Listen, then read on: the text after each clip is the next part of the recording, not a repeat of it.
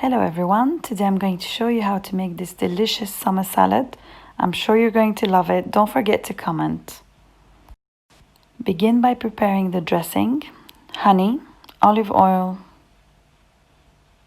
black pepper, salt, lemon juice, and the chopped garlic.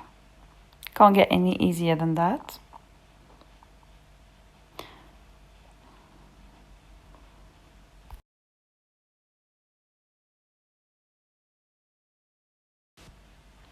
I've sliced all the vegetables listed, added them in a bowl, added the cooked orzo, then the dressing,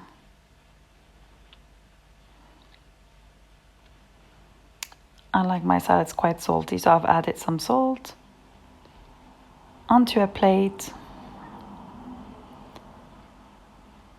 Then you crumble your feta cheese on top. This salad is so easy, you can add as much as you want. I've added some dried mint, however it's optional.